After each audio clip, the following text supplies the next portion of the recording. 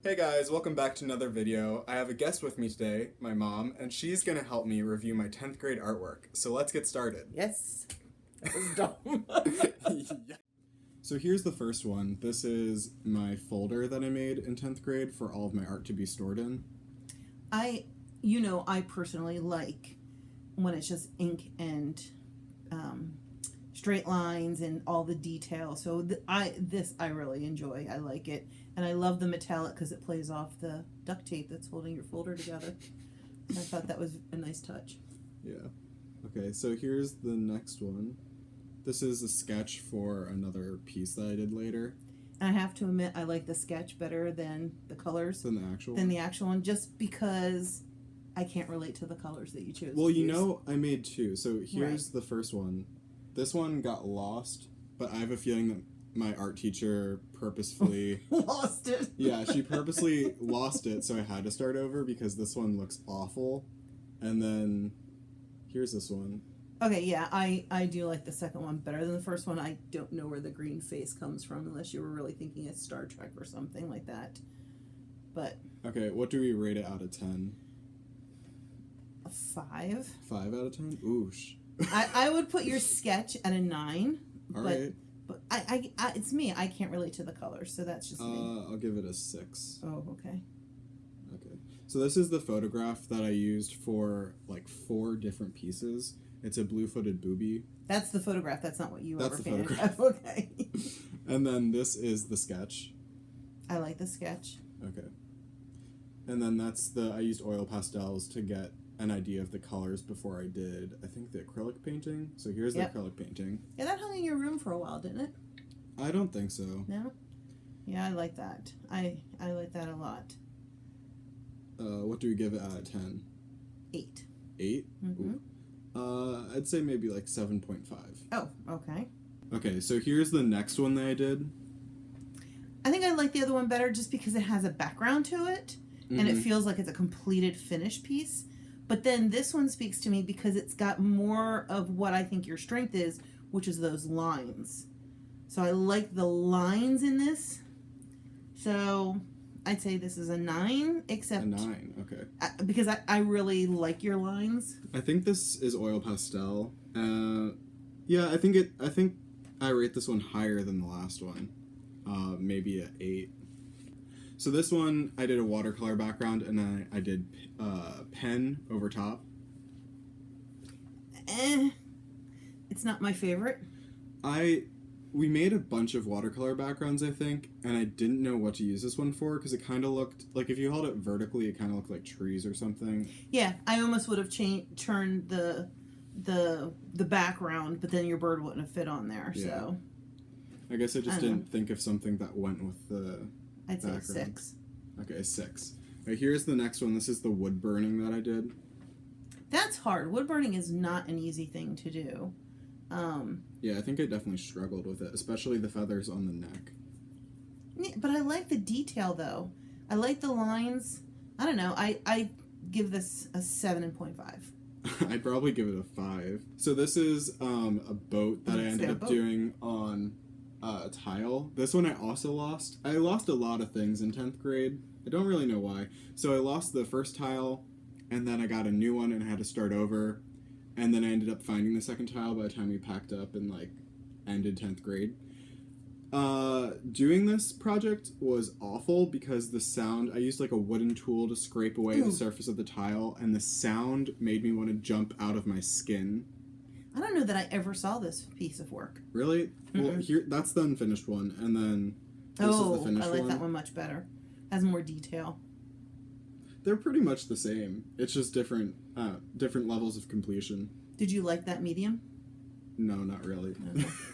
Okay, so here is, we called it Zeus's head. There was an actual statue of a head in the art room that everyone had to draw at some point. And I think it's actually Moses, but here's the sketch. I like it. Because I know what the statue looks like. Mm-hmm. I feel like the base is a little wonky, but the face, you definitely captured the face of the statue. And I don't think I knew back then that much about value, so it's all kind of one tone. I can see that. And then here's the actual drawing. Yes, because see now, to me, the base in the last one was skewed. I feel like it still looks wonky. This is charcoal, white charcoal, and I think some sort of like hard pastel stick. I love the white highlights in the hair and the eyebrows. That just pops out at me, maybe because of my own gray in my hair, but I think it's a little uncanny how I rendered the hair, because it's clearly a statue, but it looks like he has real hair. I could see that. Okay. I could see I don't know. What do you give it? A 9. A 9. Okay. Yeah, I really. I don't know. I like this. I love the lines in the base. See, I'm partial to the lines. So. Okay. I don't know if I even want to rate it. Let's say a 6. Ooh, that's low. Okay, so here is. Oh, I remember this one. This is your silk screen, isn't it? Yeah, it's the Sharpie lines for the silk screen. I think we had to do it in black so we could see through the silk screen when we did the like puffy paint. And then this is the first one I did.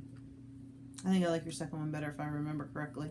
Yeah, so this one's supposed to be like the natural colors, and then this is just like rainbow. Like I used cyan, yellow, magenta, and black. But when you hang that and the light is coming through the back of it, I think this had a neater effect.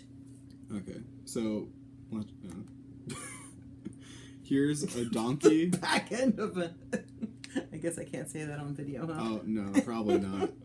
And then here is a marker. So I did this on like a shiny paper, so the marker's blended. That's cool.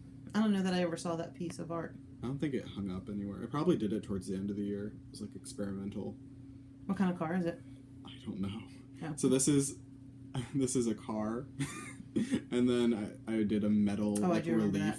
I don't really like it. I think this was copper, and we dipped it in some sort of chemical to turn it black, and then we had to like rub away the shiny bits. But yeah. I don't think I did a good job. I don't know why. Well, but think about all the different mediums you got to do and try in 10th grade. So it gave you an opportunity to see which ones you wanted to keep pursuing. So just think of it that way. So this one, I think we're getting into the rando section. I made a whole list of, or I put a whole section in of like the random ones that I don't really remember doing, or like probably did in just like one day. This one, the birds get lost in the bushes, unless that's what you're trying to do. Yeah. I had a bunch of like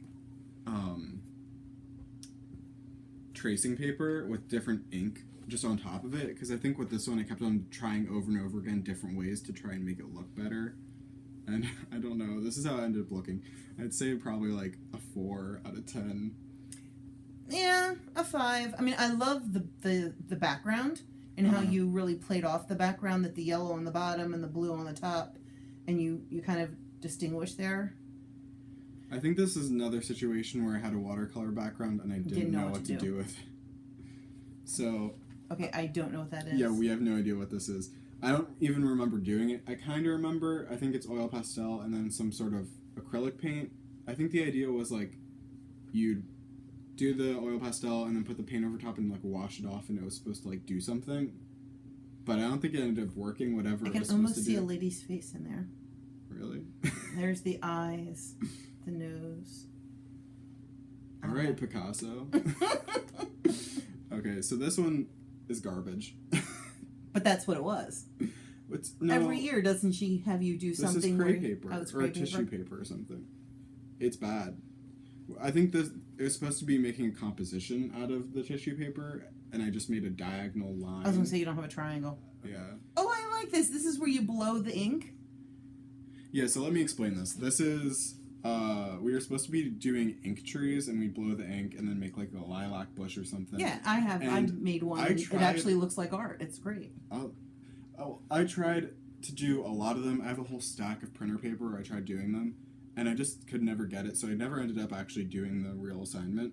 But I did this one where it split in half, and it just kept going, so I decided to make a dude with really long legs. Now, when Dad and I took Mrs. Unger's art class, we did this where we made the flowers, and that's probably one of the pieces I get the most compliments on from hanging in my office, is my... Yeah, it's a really, they make really cool results if you can do it right. I just, for whatever reason, could not blow the But ink. I like the juggler. I wish you can almost kind of isolate that. So, string art, yep, I have one of those. This is the pull string, so what you do is you dip it's like a fish. A fish? Doesn't the yellow? Oh, the yellow, yeah. Right there look like fish. There's his eye. There's his tail. There's his little mouth. So this project, you dip a string in ink and then sandwich it between two pieces of paper and pull it out, and it would make this, like, floral type form. I don't know. I like the lilac and, like, purple one better than I like the... I think it also, a lot of this has to do with how you lay the string down, and then the partner who you have that's pushing down on the paper. How hard they push. And how hard they push, because I think mine came out better as far as the swirl than Daddy's did, because I was pushing down and I wasn't giving him enough pressure on the paper. Yeah. Okay. I So like this is a sketch for an oil painting I ended up doing. Which was also in your room for a while. And then this is an oil pastel, like just trying out the colors. And with this one, it was supposed to just be black and white, but the oil pastels were dirty and there's a bit of blue on the tip. So I can see that. When my art teacher saw that, she was like, go ahead and add some color to it. It doesn't have to just be black and white. So here's the actual painting. So it is still kind of monochromatic, but you can tell that it's a bit blue. I remember when you brought this to the portfolio review, that they really liked the anger of the sea and the sky, but they felt like it all kind of blended with the same color. But this got good compliments when you went to the portfolio review. And then this is another one I think I did in just one day, just randomly. I don't really like how it turned out. Well, apparently she did, because she matted it and put it in the art show. Yeah, so. She really liked it. I don't know, it's just really flat. I think I used the natural sponges to do leaves. And I really don't like... Now that I've kind of grown as an artist and developed, I don't really like cheap tricks to make leaves. Because they always end up looking... Cheap, yeah. But I love the colors in the hill that the left tree is growing out of, and the shading you have, where you have a dark side and a light side. That, I mean, to me, that's what my eye kind of drew down there. Okay. What do you give it? 8. The mosquito. So this is the sketch that I did for my 3D project. You got to tell the story of when Mrs. Unger came over to the table and said, "So what are you making?" Did she? And you said a mosquito, and she laughed because she didn't think you were serious. Oh, and then I actually ended up doing mosquito. And she goes, "Oh, you really are doing a mosquito." Yeah, it doesn't seem feasible because you have to like suspend its body on wire legs. I didn't even know if she'd let me use wire before I started. I don't know how I was going to do it, but I ended up using wire for the legs and toilet paper rolls for like I used one for the body, like for the inside of the body, and then I cut up them into halves to do the plates on the bottom and on the top of its back. I like how it turned out. So here are some different angles of it, and then I have video of it spinning on a turntable. Oh, that's just creepy. A spinning mosquito. So I'd say this is probably the pride and joy of 10th grade. This is probably the best one out of the bunch. I just know that when I came into the art room for the art show, she's like, "You got to see the mosquito." Like, she really liked your mosquito. Isn't this the same year you did the goldfish, or is that 11th grade? No, I think I did it in 11th grade. Okay. I made a whole lot in 11th grade because I had so much time. So this is the last one. What do we give it? It's a mosquito. I don't know, an 8 or a 9. I'd give it a 10. If we're comparing it to all the others, I'd say it's the best, so it gets a 10. I guess because I know all your paper mache, like all the bear and the mosquito, so it has a lot more personality than the bear in a sense. Because of the legs. I mean, there's more going on. It's kind of also an out there idea to do a mosquito. But as you said in your last video, the bear's in my living room and that's in the family room, so one has much higher rating. The bear has a higher status in my mom's eyes. He gets decorated for Christmas. This just gets put behind glass. So thank you guys so much for watching, if you've made it this far in the video. And remember to like, comment, subscribe. Comment which is your favorite out of the bunch. And be sure to tune into my next video where I look through my 11th grade art.